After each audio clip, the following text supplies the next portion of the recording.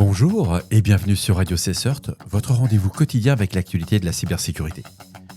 Nous sommes le samedi 7 juin 2025, épisode 314 en direct du Berry. Je suis Marc-Frédéric Gomez et j'espère que vous allez bien. Au programme de cet épisode, Bruce Schneier critique l'usage de l'IA dans les politiques gouvernementales. Devant la Chambre des représentants, Bruce Schneier alerte sur les risques de sécurité liés à l'initiative DOGE, Department of Government Efficiency, qui vise à intégrer l'intelligence artificielle dans la gestion des données de l'État. Il dénonce un enthousiasme démesuré pour l'IA qui masque les dangers de fuite et de manipulation ou d'abus. La Chine accuse Taïwan de mener 5 campagnes APT inefficaces avec l'aide des États-Unis. Dans un rapport intitulé « Opération futile », la Chine affirme que Taïwan, via son unité ICE-FCOM, mène depuis des années des cyberattaques de faible intensité. Microsoft et la CBI démantèlent un réseau cybercriminel en Inde. Avec l'aide de Microsoft, la Central Bureau of Investigation, le fameux CBI, a mis à jour une infrastructure criminelle basée sur des faux centres de support, des milliers de victimes ciblées dans le monde entier. Surfshack propose des serveurs DNS gratuits au public. Le fournisseur VPN Surfshack met en ligne des serveurs DNS ouverts pour améliorer la vie privée des internautes, même sans VPN. Un outil simple à adopter pour renforcer sa protection d'après Kublik, mais pas que. Un botnet Go vise massivement les objets connectés. Un nouveau botnet écrit en Go cible le dispositif IoT mal sécurisé. Il exploite des identifiants par défaut et des failles non corrigées pour les enrôler et en faire des vecteurs d'attaque DDoS. Trafic malveillant déguisé, les cybercriminels usent d'ingéniosité. Selon Warud, les groupes cybercriminels cachent leur trafic malveillant dans du trafic réseau banal, CDN, hébergeur de confiance, une méthode redoutable pour contourner les outils de détection. Bien entendu, vous retrouverez toutes les sources utilisées en description de cet épisode sur le site de radiocessor.org. Ce registre nous remonte que le 5 juin, lors d'une audition fédérale sur l'intelligence artificielle et le gouvernement, Bruce Schneier a alerté sur les risques liés à l'initiative DOGE, acronyme de Department of Government Efficiency. Ce programme, lancé par la Maison-Blanche et dirigé jusqu'à récemment par Elon Musk, procède à des réductions massives d'effectifs et à l'exploitation de bases de données gouvernementales via l'IA au nom de l'efficacité. L'audition est organisée par le House Committee of Oversight and Government Reform. La présidente de la sous-commission sur la cybersécurité, Nancy Mace, a défendu l'utilisation de l'IA pour améliorer la productivité fédérale, notamment dans le contexte des réductions opérées par DOGE. Contrairement aux autres intervenants, Schneier a dénoncé la gestion imprudente des données par DOGE qu'il accuse d'avoir affaibli les contrôles de sécurité sur de nombreux réseaux. Il estime que les données exfiltrées sont probablement déjà entre les mains d'acteurs malveillants, compromettant la sécurité nationale. Il affirme que des bases de données massives sont encore traitées par l'IA et partagées avec des sociétés privées, notamment Palantir.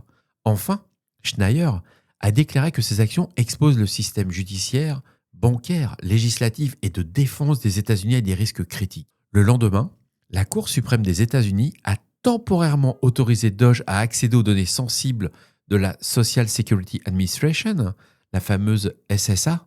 La juge Ketanji Brown Jackson a exprimé sa dissidence évoquant des risques graves pour la vie privée de millions de citoyens.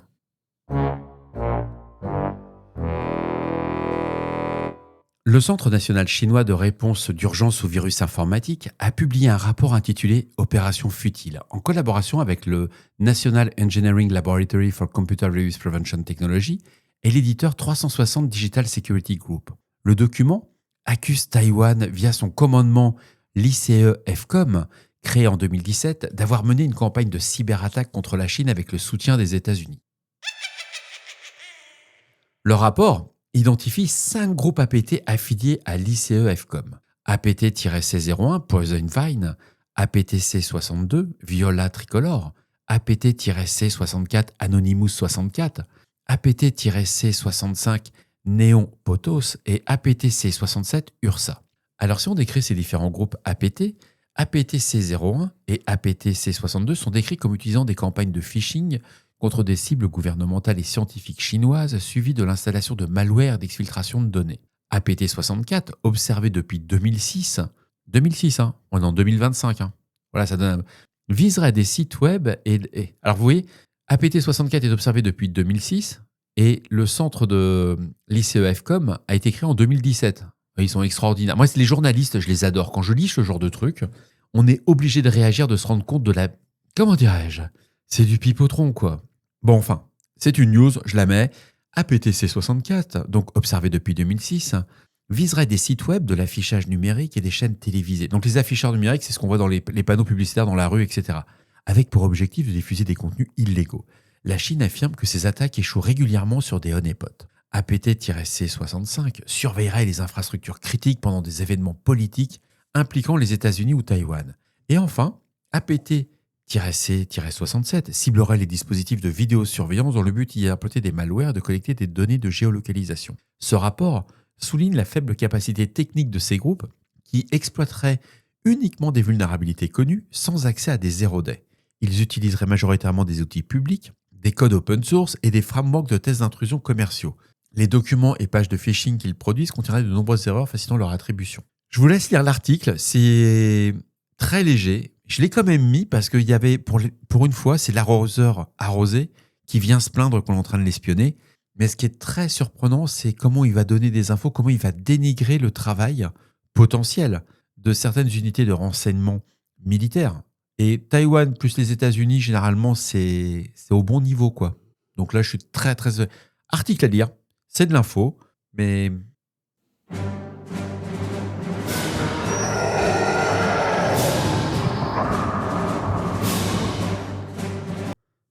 Le Bureau central d'investigation indienne, le fameux BCI, a arrêté 6 individus et démantelé 2 centres d'appel illégaux impliquant dans une escroquerie transnationale de faux supports techniques visant des citoyens japonais. Les perquisitions ont été menées le 28 mai 2025 dans 19 lieux situés à Delhi, Haryana et Uttar Pradesh dans le cadre de l'opération Chakra 5. Les groupes frauduleux se faisaient passer par des techniciens de multinationales dont Microsoft afin de convaincre les victimes que leurs appareils étaient compromis. Sous ce prétexte, les victimes étaient contraintes de transférer de l'argent vers des contenus. L'enquête a été menée avec la police nationale japonaise et Microsoft. Le matériel saisi comprend des ordinateurs, dispositifs de stockage, enregistreurs vidéo, numériques et téléphones. Les acteurs utilisaient des techniques avancées d'ingénierie sociale et des subterfuges techniques. Microsoft indique avoir travaillé avec le Japan Cybercrime Control Center pour démanteler cette fraude. Ce qui est intéressant, c'est le nombre de domaines. Il y a environ 66 000 domaines et URL malveillantes qui ont été neutralisés depuis mai 2024. Vous voyez, on n'est pas sur ce que j'appelle le jeune sweat à capuche qui est dans sa cave en train de poncer. On est sur des organisations, des structures qui ont des moyens. Et cette infrastructure comprenait des générateurs de fenêtres contextuelles, des spécialistes du référencement, des prestataires logistiques et techniques et de paiement ainsi que des recruteurs. Les cybercriminels ont aussi eu recours à l'intelligence artificielle générative pour identifier les victimes, automatiser les fenêtres malveillantes et traduire les contenus. Par ailleurs, la brèche révélée chez Coinbase en janvier 2025 est liée à des agents de support basés en Inde, employés par TaskUs. 2 personnes ont été licenciées pour avoir accédé illégalement à des données clients. Coinbase a mis fin à ses contrats avec TaskUs. Enfin, entre mars et mai 2025, 20 personnes ont été arrêtées dans 12 pays dans le cadre d'une opération coordonnée contre des auteurs de contenus pédopornographiques. Interpol rapporte que 7 arrestations en Espagne, dont un soignant et un enseignant, 10 en Amérique latine et d'autres en Europe et aux États-Unis. Au total, ce sont 68 suspects supplémentaires qui ont été identifiés. Alors, chères auditrices et chers auditeurs, il faut savoir que j'ai reçu un appel en anglais d'Inde qui me demandait de participer à une arnaque. C'est pas de participer, j'étais la cible. L'objectif, ils m'ont appelé comme quoi ils étaient centre de faux support d'une entité de mon entreprise. Ils se faisaient passer pour Londres, mais l'accent indien était... Les mecs se faisaient calculer, mais vraiment direct.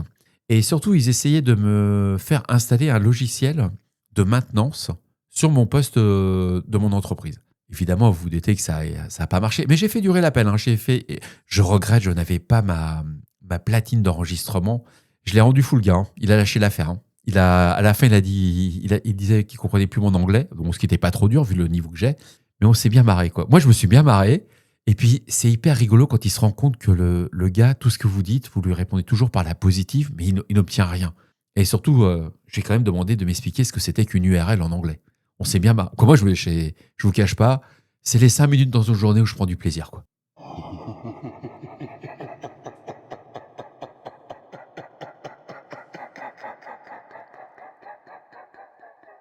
J'ai retenu un article de Clubic. Alors, je l'ai retenu pour 2 raisons. La première, je trouve que c'est dommage que Clubic ait produit cet article, parce qu'il y avait un titre très accrocheur suite au filtrage sur les sites pour adultes, que ça fait un peu de buzz dans cette semaine. Qubit nous remonte que Surfshack a lancé une nouvelle offre de serveurs DNS publics gratuits, sans journalisation ni publicité. Ces serveurs sont indépendants du service VPN de l'éditeur, ils ne collectent aucune donnée, ne filtrent pas les requêtes, n'injectent pas de publicité et ne redirigent pas les serveurs. Aucun dispositif de tracking n'est présent. Ils prennent en charge les protocoles UDP, TCP, TLS, HTTPS et QUIC et ils sont compatibles avec la majorité des systèmes et configurations réseau.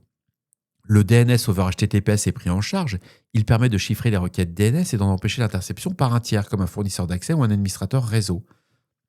Surfshack promet également une amélioration des performances via un aiguillage vers l'adresse IP la plus proche, bien qu'aucune information sur l'infrastructure ou la localisation des serveurs ne soit précisée. Le service est accessible sans inscription, mais est-ce que c'est vraiment gratuit ? Personnellement, suite à la lecture de l'article, j'ai été voir sur le site de Surfshack.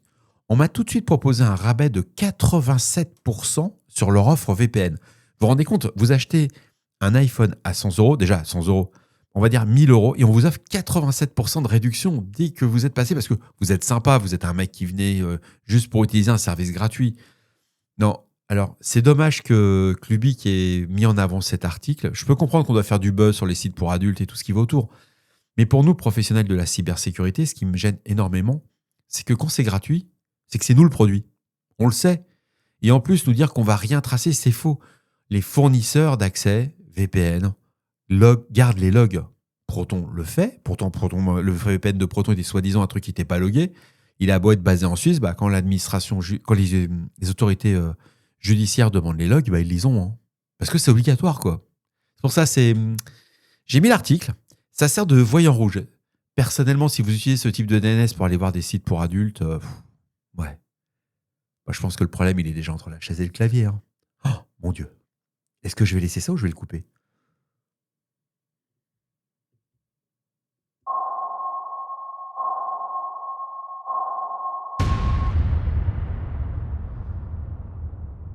Linux Magazine a publié un article sur un nouveau botnet nommé PumaBot développé en Go, ce qui cible les dispositifs IoT en exploitant des attaques par brute force sur SSH.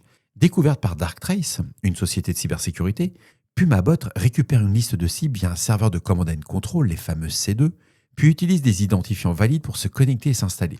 Il établit une persistance via des fichiers des services système. Le botnet réalise une vérification d'environnement avec la fonction try SSH logging afin d'éviter les zones EPOT ou d'environnement restreint.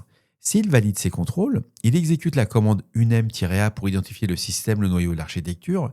Il se déguise ensuite en fichier système Redis légitime, crée un service systemd et ajoute ses propres clés SSH au fichier authorized case. Bien qu'il ne se propage pas automatiquement, PumaBot présente un comportement proche de celui d'un ver.